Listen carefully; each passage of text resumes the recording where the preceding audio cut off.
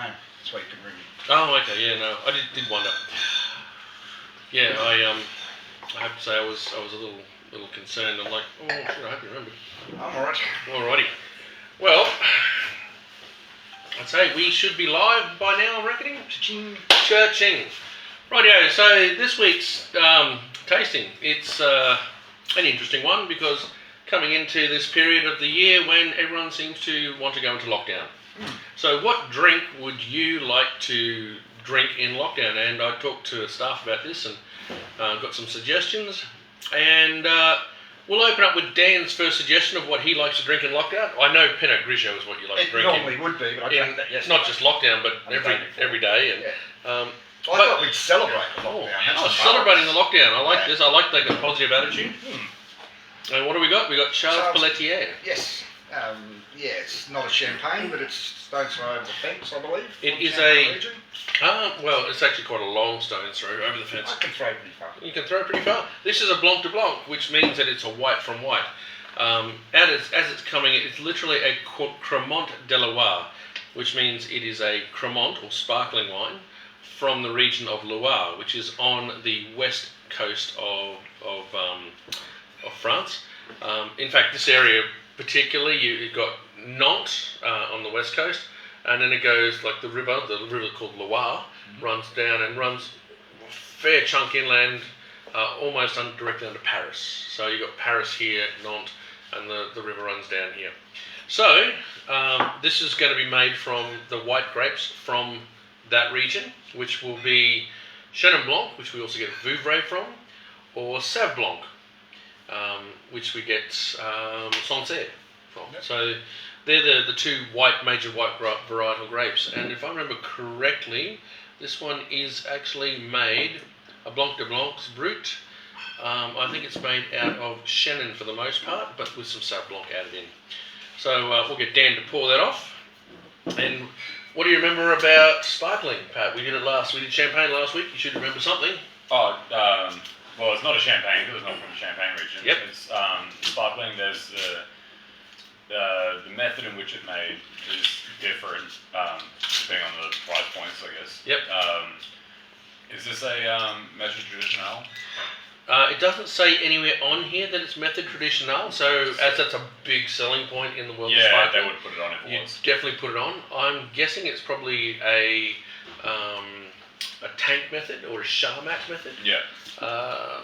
But I know for a fact this is actually a cracking little sparkling. We sell a lot of it, and it is it's actually one of my biggest sparkling. At $18 a bottle. Yeah, it's $18 a bottle. It's extremely good value. And it goes well with any functions that we do, as a starter. Yep. There we go. And it's a brut to brut, which is the second driest level, isn't it? Yeah, so D is the driest. Yeah. But it's just, I believe, so it's a brut, it's a Blanc de Blancs, which is a white from white, so there's no red grapes used in this. Yeah. As for this, it is a brut, so it'll have under 9 grams of residual sugar. And you should be able to taste how much sugar is in there, so... Definitely get the Chenin Blanc. You get that Chenin. That is definitely Chenin. It's really lovely. That It's got a bit of that lees sort of flavour. A little bit of it. I'd probably go with yeast. That yeasty. It doesn't have that bready build in the middle, which we get from autolyzed or heavily autolyzed champagnes. But it's bright, it's zesty, it's dry, it's not sweet. So it's got less than 6 grams. I reckon it's probably got about 4, maybe a bit less. Well, it's got really high acidity, and that high acidity is what's making it really zingy and peppy, and it's got that almost slight lemon sherbety sort of flavour to it. Very, very popular with people. If you struggle with drinking champagne, one of the things you struggle with is it's sometimes too sweet, too dry. Sorry, too dry. You can sweeten that. And in fact, there are champagne cocktails out there, which you can make. Everything from Bellinis, which is like a peach liqueur or peach syrup, added into generally Prosecco. Or there's a myriad of cocktails. Champagne Royale, I believe, has got the creme de cassis, which we sell a lot of around Christmas time, particularly, and in fact the classic champagne cocktail. Anyone have a clue what champagne cocktail is? Like the champagne cocktail? Orange juice? Yeah, mimosas. Close, mimosa. That's a mimosa. But basically, I've got the ingredients here. Ironically, hold on. So a bit of sugar. Generally, it's a sugar cube in a glass. Oh, that's nasty. That's a lot of sugar. Bitters.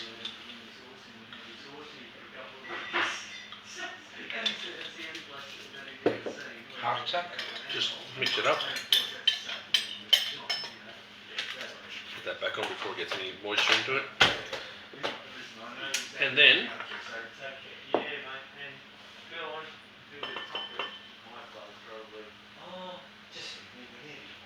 Certainly added some bubbles. it does, because of the surface area of the sugar, Yeah. you are going to get a lot more bubbles, but and you can vary the amount of sugar in there. Generally, it's a wide-mouthed Yeah. thing, so that usually sits an entire sugar cube. So you would fill the entire glass with this. So that is a champagne cocktail. You can, that sugar cube, the sugar will actually break down a bit as it goes through. Probably best if you are making this for service, just give it a quick light stir, and it should look just like that. Sweet, bitter bubbles. Oh, yum. It's kind of like lemon lime bitters with champagne, with sparkling, which is really lovely. I would give you some, but you've got your own glass of it. I think you'd like it actually. It's not too dry. Well, that much It sugar looks too can't be. sweet. Yeah. Actually, just put a couple of glasses. So I don't want, get another 2 glasses, and I'll give you just a quick taste to it. The champagne cocktails are actually really classically, they're really good. A little classier, right? A little class to it, a little class. Oh, you can smell the bitters. Yeah, and that's the bitters is what's bringing that balance to it. See? It's quite pleasant. Very orangey. Very orangey, yeah. That's because the bitters is aromatic orange bitters. That's Angostura. That's not too bad. Yeah, and so essentially you can do that with a lot of other things. As I said, creme de cassis, figs one you can use, grapefruit liqueurs, chinotto, the passion fruit one, if you want to get more of a tropical vibe, limoncello. But I would recommend using Lychee. and lychee would be fantastic. But use an inexpensive sparkling. Don't use a good sparkling. Like, it has to be good. It doesn't want to be. You don't want to use Riccadonna, like a sweet style sparkling to begin with. Otherwise, you're kind of defeating the purpose. Well, we've got that Dom Perignon rosé up there. Oh yeah, that'll be really no. Don't be eating them. But what you need to do is you need to find a good balanced sparkling. So one that's not going to break the bank. Like, you don't want to throw a Paul Roger into there. That's just a bit cruel. And you don't want to be putting like chocolate blue. Although that being said, though, I have Charles made Pellier is probably the perfect. Charles Pellier is a good balance between the two. Yeah. 15 to 20 bucks. Villa Yolanda is Prosecco is a fantastic one for it. Anything like that. But try to use a good, but not really expensive one. Otherwise, you are kind of throwing your money sort of into a cocktail. Which, if you're a cocktail lover and you do nothing but cocktails, the better the ingredients, the better the cocktail is the rule. It's just that when it comes to general people drinking cocktails, the difference between using Cointreau and triple sec gets lost on a lot of people. Yeah. But if you have a good cocktail, you will then have a good drink. Okay?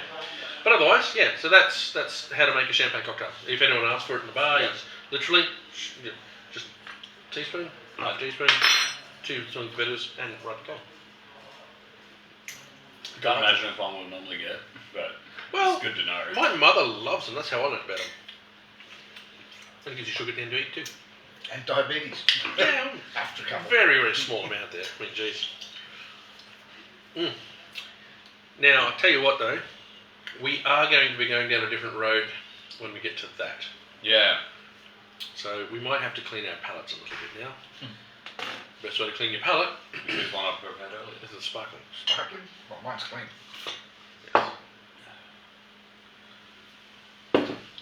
So, actually, someone asked the other day, when do you serve sparkling? Everyone assumes you serve it at the start because it's dry.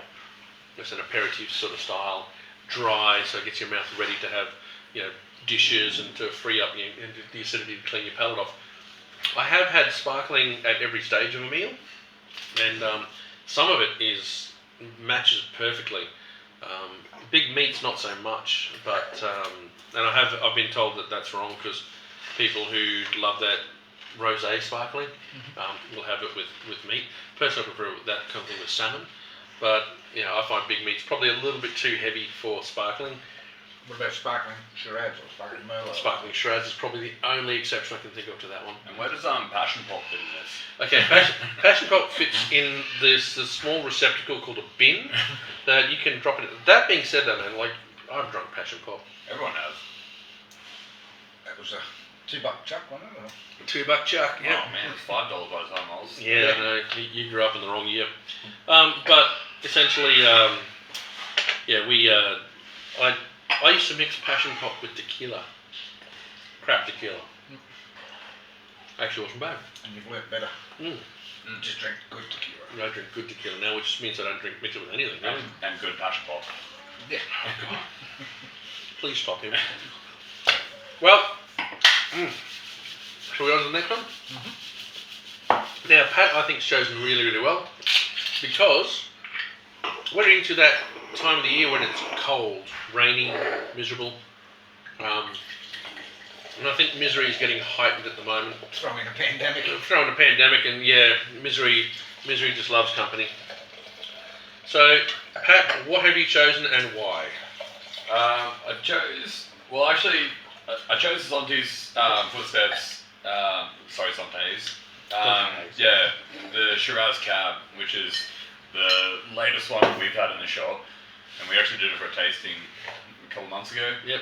And I've been drinking it on and off pretty much ever since. It's probably one of my top 10 wines in the store, especially if you consider price point. And because the Cabernet was my go-to, but I realised when it gets a bit more complexity, you can actually sit and have pick it apart if you want to, or drink it as much as you want. So this is the Zonte's Footsteps, the Shiraz Cab Super Trooper. It's got a really cool little picture on the front of it. The FJ made no hindrance in my opinion. Oh, okay. Yeah. It's got a QR code on the back too, which I would be intrigued to see what that means or what it does. Well, if I QR codes are turning up quite a bit on wine now, and what they generally refer you to as a tasting note. He mentioned it. Yeah. He gives you a It gives you a tasting note, I think. It does give you a tasting note. Because this is a couple of things that happened. I actually got hired by an outfit to look at packaging and for their wines, and they said, "Is it worthwhile to do AR, which is augmented reality, which we showed you previously with the 19 Crimes bottle, or QR codes to bring forth? It'll link you straight to the website where you'll actually be able to read." No, this one just took me straight to the Zonte's website, just the homepage. Oh, just the homepage. Yeah. Okay, so I thought for some reason it was going to have it tasting notes. should. Honestly, it probably should have taken you to the Zonte's Footsteps tasting note for that wine. Yeah. Especially as it's a vintage thing. Might not be finished setting it up. They possibly are. Well, Brad's pretty good. He's pretty organised generally. And one thing they mentioned in that tasting we did the other day was they had a scale for dry, sweet, acidity, and all the rest. But this one I don't think has. This is a 2018. I think. Oh, so it's a 2019. 2019 now. Well, they'll be putting that onto there. And I think that's actually a really good thing for wines, especially if you just want to look through the wines, and if all wines have that, Yep. you could make your own choice really easy. That takes away my job, but Yeah, I think probably one of the biggest things that happens is when you got things like Riesling, which is a classic. What the hell is this going to be? And you don't want to spend money on on a Riesling where you go, I don't know what I'm getting, because your grandmother's Riesling was sweet Moselle. Oh, well, no, it was a Moselle sort of copy clone that we did in Australia that we just basically added a truckload of sugar into, or we picked the grapes so incredibly late that they were sweet as, and then we made this white wine that was, well, we still see it today in cask form. Soft fruity white. Soft fruity whites and Traminer Riesling types things. So that sort of style is essentially has been associated with Riesling since the 70s, and in the 2000s we've gone far away from that, and we've gone to dry style. In fact, almost all Australian Rieslings are dry style Rieslings. So the idea that, oh no, I don't like Riesling because it's sweet has well and truly gone. But it's literally an old school method. it is an old school, yeah. But unfortunately, from the old world. yeah, unfortunately, people still believe it. They still go, oh no, I don't like Riesling, I don't like it's too sweet. And that is a massive undersell for Riesling. So having things on the back of it, because if you on the back of it's where I first saw it, it would have dry all the way around to sweet, and then it would put a point in there where you would see that thing, which was good. But then of course you also get, what that means is how much sugar's in there, but what you'll also get is how does it show. It's kind of like saying that, like you see the temperature gauge, it'll say it's 12 degrees. But then you go outside and it's freezing, and you're going, Jesus, this is really, really cold. Why is that? Well, because it feels like 5 degrees. And that can happen with Riesling as well, because what it is you go, oh, this has got 30 grams of residual sugar. But it tastes like it's completely dry. So that's the acidity balancing with the With the sugars. With the sugars in it. Yeah. So you don't recognise the sugar because it's so zingy and lemon sherbety and bright and zesty and vibrant. You'll be quite shocked at how dry it tastes. Now, getting back onto the wine though, Shiraz Cab. So Pat, run us through why you like this wine and why is it you choose to drink it? I don't know. It's one of the first wines that I tasted, and I just immediately went, "Yes, I like Okay. that wine." It's, as I said, the straight Cabernet from Zontes was my go-to. Then this one came along, and I think the tasting notes they put on the bottle nail it: cherry, choc mint, and bacon. I get all those three. Oh, I don't get any bacon. Okay. Yeah, They're talking about not smokiness that you get in bacon, but that bacon fatty yeah, the rind. rind flavour that you get. It's in the back palate. It's like not well cooked bacon, or not well smoked bacon. What it was, yeah. So lightly smoked ham, essentially.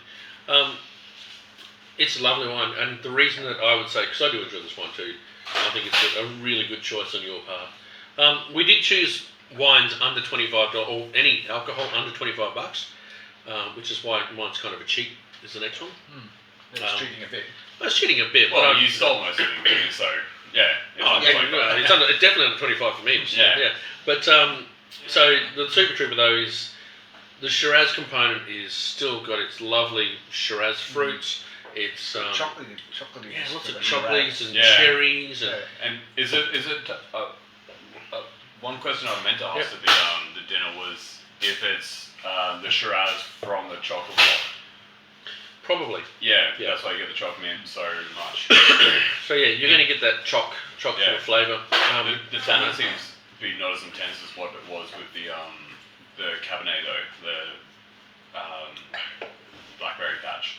Yeah, well, the Cabernet is probably is a blend of Shiraz from Chocolate Block and the Blackberry Patch. Yeah. But it's called a Shiraz Cabernet, so there's more Shiraz than Yeah, there's Cabernet. so I reckon it'd be somewhere around like 60 to 60-40 or even probably 70-30. Yeah.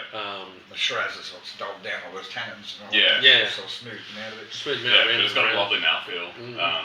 a really long finish, I find. Yeah, the finish is fantastic, and the best part is that you can go back. You just pick up the glass and just keep going back for more.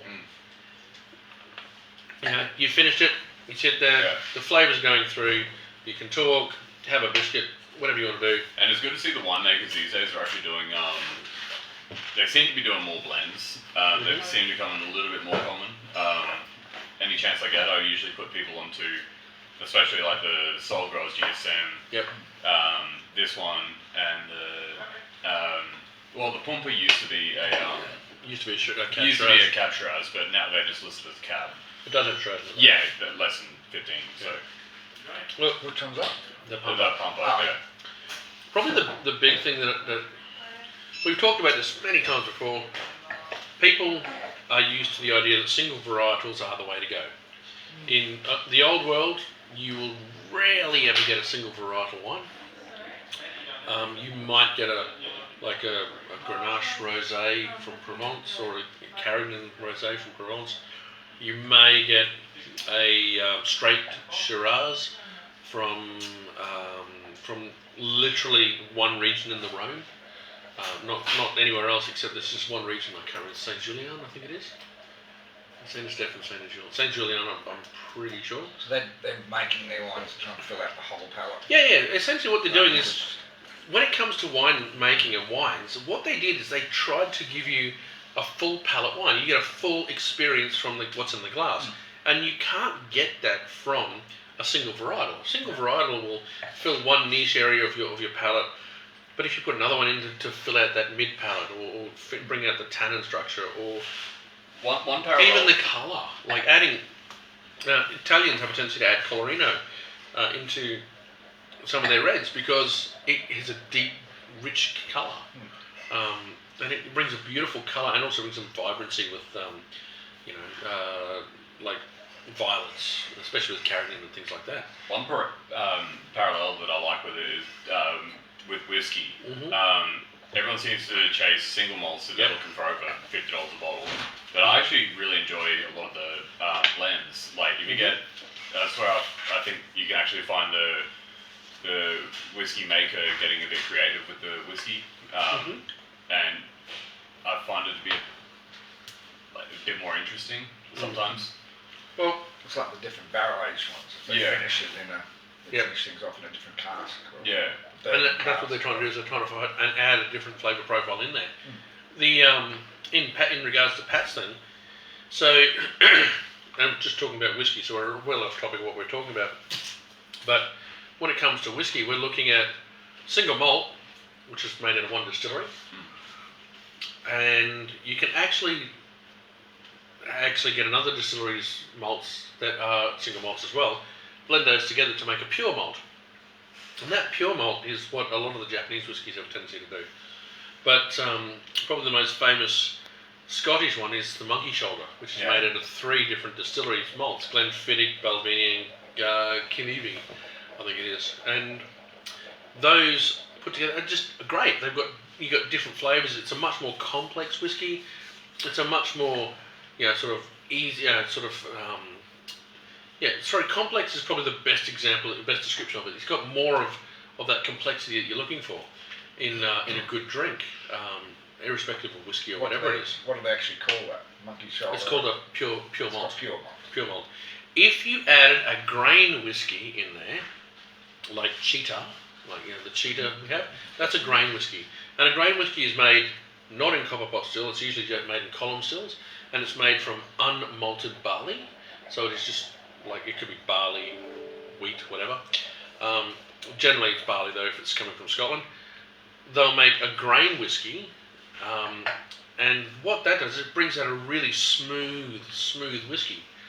And what they'll do with that is they'll actually add that in, and that brings a whole bunch of malts and rounds it all off and becomes a blended whiskey. So actually a blended whiskey was the classic whiskey that everyone had. It was rich. When people talk, oh, how smooth is that? Yeah. They were really saying, how good is the grain whiskey in that? Because all the other parts were the flavours from single malts. Now we're all looking, it's kind of like sitting there with a beautiful meal in front of you and eating it all together and going, oh, how lovely was that meal? And now you're going, can I just have the steak? Can I just have the potatoes? Can I just have the... and again, you're having all those different kind of things going. So yeah. So as I said, that was well off topic again. Yeah. So. Yeah. But that's why we like blends though. Blends are really, really good. They fill your palate out. They make you look at the wine in a new way. And they're very old world in the idea that they have to make a whole wine, not just part of the wine. Yeah. However, when it comes to consumers go, I want Shiraz. Yeah. Which is a shame. Like, It is a shame. I find more of our consumers coming around, but Yeah. it's a slow process. And I think a lot of them still have this is my kind of like my easy light wine. Like, like, well, it can be your normal, like, how good is this wine? But it has to be your... That's for your decision. You have to Oh, make. yeah, they feel like they're kind of like, well, don't tell anyone I'm buying a blend. I've discovered this myself. Yeah, because I think because the fact that like certain cask wines will have it just on the big bold letters like Shiraz Cab, and look at it as like, oh, they had to make a blend because they had shit grapes of. Yeah, and that's so wrong. Yeah. Don't get me wrong, it wasn't so wrong way long ago. Yeah. But now, no, definitely not. So that's Pat's selection, which I think is a damn fine selection. I mean, you agree with that? Yeah. Yep. Actually, also, I like your selection too, because I was really impressed. It got to talk to us about cocktails, which is the subject of my next one. Mm-hmm. We sat there and thought about it, and I was sitting there going, I could pull another bottle of wine, but it's probably nothing that we haven't pulled out before. I've got my favourites, Brock and Shack, Soul Growers, That Mr. Pontifex. Riggs, Pontifex, but it's $30, so I can't do that one. So I could have chosen any of those, but I thought, you know what? I have been getting into at home, I've been getting into my cocktails. So I thought I'd find a classic cocktail that I really, really enjoy, that I think would be good for the guys at home to learn as well. I've had a lot of people come in and going, I'm making cocktails, or I need, but they keep saying I need sugar syrup. How do I make a sugar syrup? And you go, well, 2 parts sugar, 1 part water, boil it. However, in a bar, and if you're caught on the hop and you don't have sugar syrup available, you can use other things. Well, I usually just mix it with the citrus. Citrus for the muddling stick. Yeah. Yeah. So if I can get you to go next door, just grab for me in the ice container. Ice. I've got a jug in there already. I think with already. Right. So we're going to make an old fashioned today. So an old fashioned uses, and you can buy miniatures, which is kind of how I've priced this one. Yeah. These miniatures are about $10. You had to buy a bottle, I think. You just Yeah, bought so budget. over budget, yeah. So these are $10 each. These little Buffalo Trace, and Buffalo Trace is a very good bourbon. An orange, which is probably, I'll say $1. Angostura bitters. When you buy one bottle, it lasts you essentially forever, depending on your cocktail. And sugar, which again very inexpensive. In a bar, an old fashioned, you're looking at between $15 to $18 in a really, really good bar. You probably can do it for a lot less. So, first thing we do is we've got to make a sugar. You could put a sugar cube in there, but I'll just use a The sugar teaspoon. cube's about half a teaspoon, isn't it? No, it's about a teaspoon. But I'll just put that in there. That's right here. In the bottom of the glass, you put that Angostura bitters, which is a bitter orange bitters. So 1, 2, Angostura bitters is 60% alcohol, by the way, but 44. Come I on. thought it was at 60. Ah, it's only 44. I thought it was 60. 44.7 in fact. That's a bit bloody weak. Yeah. Alright, once you've done that, get a muddling stick or something and basically just make sure that it's in there. These aren't great for it, but it's what we got. It's all good. Okay. Next up, I like to actually use orange. Put the orange in. He's one he's prepared earlier. It's amazing how that was. Well, I just pulled that apart with my fingers. How good was I? Now, at this point,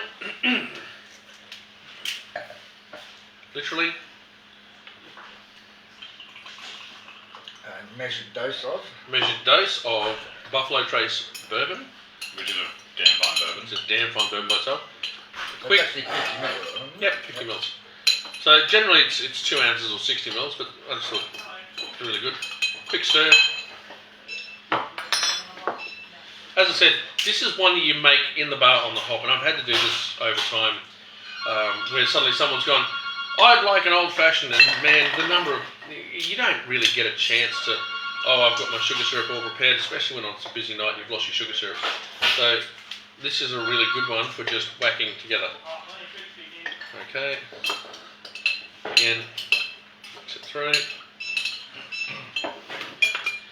Basically what you're doing is you're trying to mix it to try and get as much of the sugar dissolved as possible. What would happen if you put the ice in first and put the sugar on the ice? It would probably break probably make the ice a bit too you got to water it down. You water it down a bit too much. And then essentially what you're doing, would you muddle it with when you put the orange in there with the whiskey, then muddle it and then it probably makes it easy with the... You could do, but that's how I've just done it. Yeah. And literally... Who's telling this story? Well, I've never actually seen one of these cocktails. I've never had one. And the reason I'm doing that is just to stir it quickly. If you need to, you can get this and just do a quick stir. A stirring stick is really handy. No, here you go. Don't stick it around there. All you're doing is that. All you're doing is that. And that is literally an old fashioned.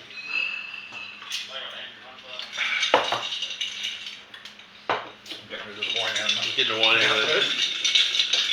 Now it's meant to be drunk fairly slowly. It would be ideal if we had a big chunk of ice to sit in there. But yeah. So, and you may need to throw it. Oh no, it's not. One's turning out quite not too bad. I have a tendency just to roll it around, and even you can throw more ice in there if you wished.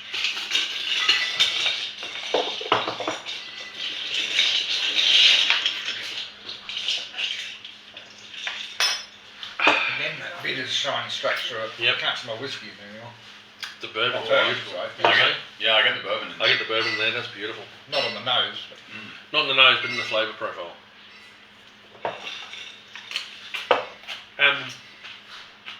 That was 3 drinks in 5 minutes.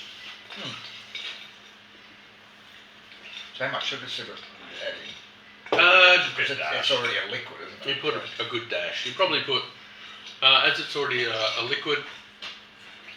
If you're going to make this one for... So I think it roughly translates to a second is about 30 mil. Mm-hmm.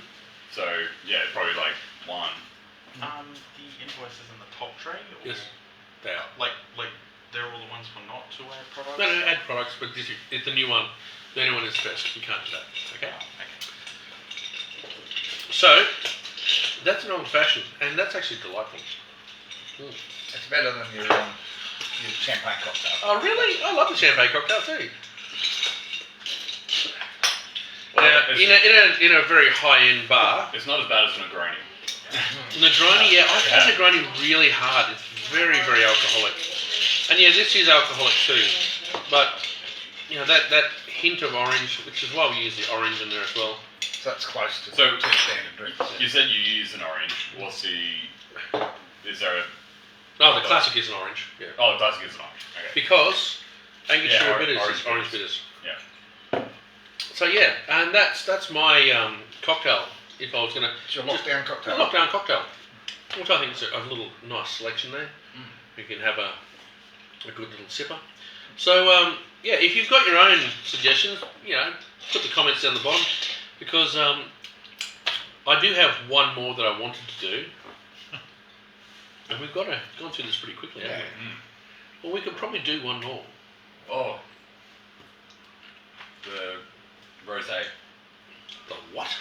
The Dom Perignon rosé cocktail. Oh, that's a great nose. We've got enough time today. We've got enough time to actually crack the $700 bottle of Dom Perignon rosé. It's been there a long time. It has. It's any good. Actually, I think we've got a bit of the den here. We can... That could be the next. The next one will be the den. Yeah. Actually, I'd like to say sorry to all of the guys who, like, we've got events planned, but just at the moment everything's gone a bit pear-shaped. So hopefully the events will come back on. But I'm a bit. Well, we don't know that it's gone pear-shaped yet because this has happened before the lockdown. Good. Yeah. Well, this is the night before. So Yeah. as of 6 o'clock, I believe it's going Yeah. to do it. So, yeah. But so you like that? I do. You do? It's definitely a sipper. Yeah. No. I like it because it's not sweet. I am so sick and tired of getting a cocktail and having so sweet. Yeah. The margarita you guys had the other day was lovely because it wasn't sweet. Yeah. I do like. I found their one to be a little bit. Lighter? Yeah. I don't think they used a lot of alcohol in it. No, I because think they used like 15 mils of both. More margarita mix than. then margarita. Than Yeah. Well, I think they use proper citrus like mix, but Yeah. I just think they definitely didn't use Contro. Mhm. Yeah, They used triple sec, and they used